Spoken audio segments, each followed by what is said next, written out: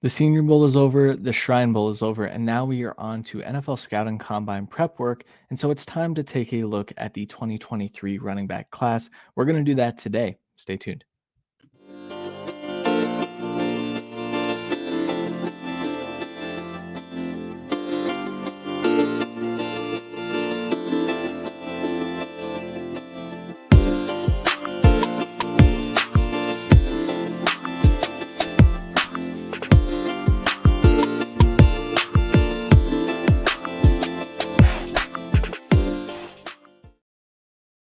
Everybody, welcome back to another edition of 2023 NFL Draft Prospect Profiles. But today we're going to do something a little bit different. On Twitter, about a couple weeks ago, I asked for some feedback. Who do you want to hear about? What are the players you want to look at? And it was overwhelmingly in favor of running backs. And so instead of highlighting just one running back prospect today, I figured I'd go through my running back rankings. Now, an important note is that this is not the Debbie Royale consensus. So don't get mad at Kevin, Jeff, Jay, anyone who contributes to this channel. These are definitely my own rankings and kind of where I've been developing these prospect profiles. So I thought it was kind of fitting. Before I go forward, make sure you like, subscribe, hit that notification bell as well. We put out 5 videos a week. Kevin and Jay have been absolutely killing it. And so make sure you do that. Like this video if you want to, if you like it. Okay, first of all, I want to kind of highlight my process because it's a little bit different. If you follow my work, I don't form opinions on these guys before I start to watch them and before I start to, put my grades down on them. I don't like to consume other people's content. I think that that's how we can get into a groupthink thing. I watch quite a few games on all of these guys. I'll leave it at that. But I basically grade on a scale of 10 different traits. One of them is production. So production and analytics kind of combined for about 10% of my grades, which probably is low, but I don't care. And then the rest of them are like 9 traits based things or skills based things that I believe make a good running back. I do that for all the positions. And I have graded out, I believe, 35 ish running backs so far this year. So without further ado, if you guys want to guess my RB1, go for it. I already kind of made a video that said who my RB1 was, but it's Bijan Robinson. I hate being the guy that says, if this person doesn't have Bijan at RB1, they're wrong, but that's kind of the case this year.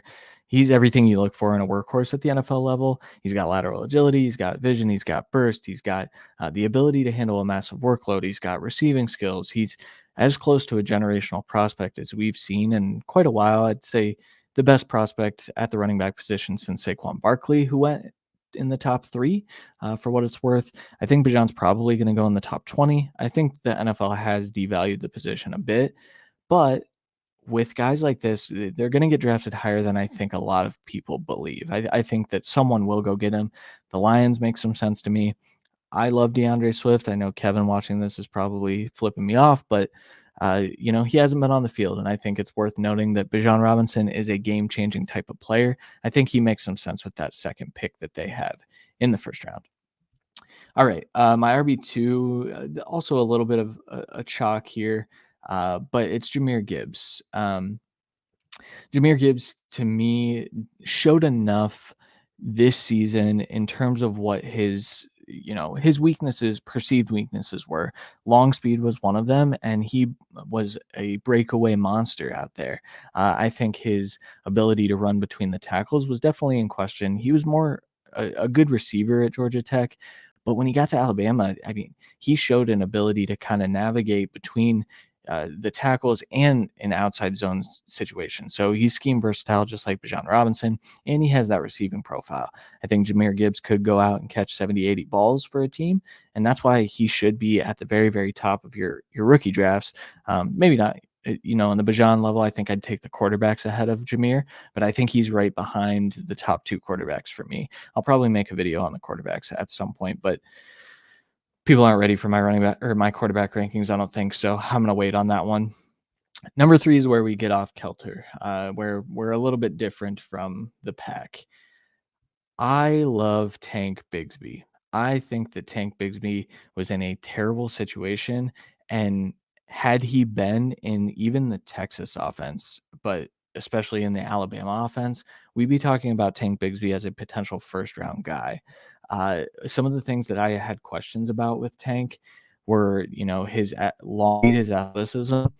I'm not as concerned about it. I think that he does break away and that's probably his biggest weakness still, but I still think that he improved to the point that I am not as concerned about it because he does have burst and his lateral agility is ridiculous. It's up there with the two that I have already talked about. I think what you're looking at is a guy that can handle 18, 20 touches a game because his size, he's not the biggest guy, but he runs like he is. He's powerful. He's got good contact balance. I think overall question his hands and if he can be that 3 down type of back. But I think if you're looking for a guy that can handle a large carry load, I think that Tank Bigsby is that guy. Now, never in my wildest dreams did I believe that I would have Tank Bigsby rated ahead of Zach Evans, but I do, and Zach Evans isn't even my next running back. So Tyjae Spears, if you've been following the channel for a while, I did a video on Tyjae a couple weeks ago, and it happened before the Senior Bowl, and then the Senior Bowl hit, and now Tyjae Spears is the hot commodity, right? Everyone wants to talk about Tyjae Spears. Rightfully so. This kid is very freaking talented. I went into his game thinking, oh, group of 5 running back, probably not going to be super impressed.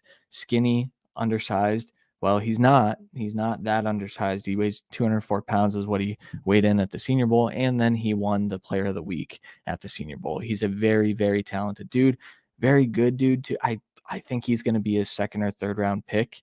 And so I think we're looking at a guy that's I think he can handle quite a large workload. He's really, really good at running routes, but I think that he's shown enough contact balance. Now, again, G5 competition, I think it will translate. I think we saw a little bit of that at the Senior Bowl. His pass protection, the want to is there, and the get after it is there. The technique is there. He is just a little small, but I think that he's got enough there to become a better pass protector, pass blocker, and be on the field for passing downs. And so I think Tyjae Spears, especially for fantasy, I think that he can provide a lot. And I think that he is a dude that we're going to be talking about for quite a long time. All right, let's get to 6 through 10. This is where, this is actually 5 through 10, 5 through 9, actually. But Zach Evans. Zach Evans is my 5. I don't love it. I wish Zach Evans was a little higher, but I understand what's about to happen. I kind of think Zach Evans might fall out of day 2. I think that there are some serious questions, right? He didn't lead the backfield in either of his 2 stops. It sounds like he got benched. Things didn't go as well as I think he would have wanted them to.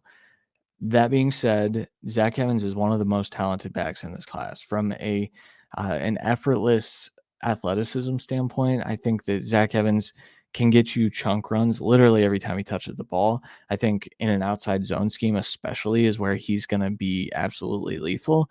I think I do question his vision between the tackles a little bit more, and that's kind of why he's fallen outside of that top 3 to 4 range. That being said, Zach Evans is a dude that even if he's drafted in the 4th or 5th round, I am very comfortable adding him to my dynasty rosters because that's going to put a nice little value add to him where you're going to be able to get him in the 2nd round, then maybe even 3rd round. Although I don't know, the name might hold. Everyone kind of knows who Zach Evans is. There's a reason he was the number 1 recruit in high school. There's a whole story on that. I did a Zach Evans video as well, so go check that out for some further detail. But he is currently my 5.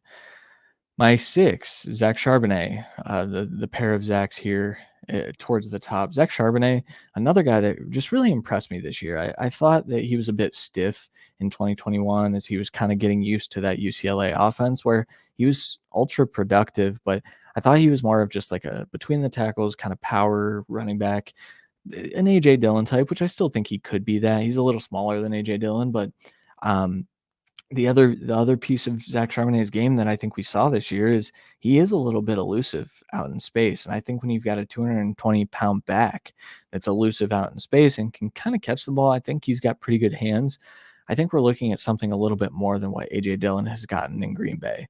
And so I think that that's a valuable piece. I think all of these running backs are valuable pieces. I think I should have probably prefaced with that. But this running back class is insane. I'm sure you've already heard that, but Zach Charbonnet kind of fits that bill and fits that mold of a guy that I think could handle a massive, massive workload and become, the RB1 for a team that gets a ton of work and, maybe 30, 40 catches a year. And he's a fantasy RB1 for you. So I love Charbonnet. I didn't think I would, but that's why everything stays fluid. That's why you got to keep evaluating, right? Number 7, Eric Gray. This is a guy that I've been super high on for a very long time now. And by a very long time, I mean literally just this season, because Eric Gray has been a disappointment, I think, for a lot of college fantasy players, C2C players, Devy players even have gotten a little weary about his game.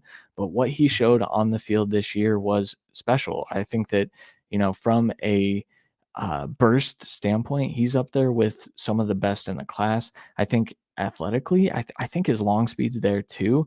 We saw that a little bit earlier in his career. I think he's bulked up a little bit. He didn't weigh in super bulky, I guess, at the Senior Bowl, but he does look a lot more, shredded, ripped out. So Eric Gray to me offers both, a piece of the receiving game as well. It might not be as prolific as Jahmyr Gibbs, Bijan Robinson, those guys at the top, but I do think that Eric Gray can be on the field all 3 downs because I do think that he can get those chunk runs and he can be one of those game-changing running backs as well. Next, we have Kenny McIntosh, guy that I don't really love Kenny McIntosh if I'm being honest. Like I think he's a good player. I don't think he's a great player, but I think when you look at how he's going to test, he's going to be one of the better athletes at the running back position and what he can do in the receiving game. I think that that's what's going to separate him because I think if you line him up in the slot, I think he can go out and look like a wide receiver. And so that versatility, that scheme versatility too, I think that that's going to be translatable. I think some NFL team is going to like that. And I think he's probably going to be maybe the second senior back off the board. Technically, I think Tajay's a 4-year junior that graduated. So maybe he'll be the first senior back off the board, even over Charbonnet potentially. Sean Tucker is next. I know this is low for Sean Tucker for those folks that have been, plugged into who these guys are. Sean Tucker to me is a very raw prospect. I think that athletically, you love what he can do out in space. You love the speed and the playmaking ability that he has. But I don't really love the technical stuff, the vision between the tackles, the vision out in space, the power for a guy that's, above 210 pounds. I don't see him running with a ton of power. And so I think that, I compared him to Miles Sanders, but I don't even think he's quite there yet. I loved Miles Sanders as a prospect, and I like Tucker. I think that when you compare him to maybe other running back classes, I think that he's still a good prospect. It's just among this class, I'm not super high on Tucker, and so I'm probably not going to have much of him in Dynasty. Next, we have Devin Achane, the Texas A&M running back, which I've kind of turned a corner. I don't know. Devin Achane is the most difficult evaluation I've ever had at the running back position. He's 185 pounds, soaking wet, I think, and that might not matter because he's so fast. That being said, contact balance is a massive, massive issue for Devin Achane, and we saw a lot of that in the SEC. And I think that could present issues. On the other side of things, he's got game-breaking speed. He is the fastest player probably in the entire draft. I wouldn't be shocked if he ran the fastest 40 time of anyone at the combine. And so that translates. We know that all these teams love speed. I can only imagine what Devin Achane would be on the Dolphins. And so that's kind of what props him up here because I think I like the next couple of guys actually a little bit more. It's just Achane can be that game changer. So, all right, let's get into the rest of them. 11, Kendre Miller. I love Kendre Miller's game. On the other side of things, I think that he's probably looking at round 3 capital at best. And I think there's a reason for that. I think he's really good at a lot of things, but I don't think he does anything specifically great.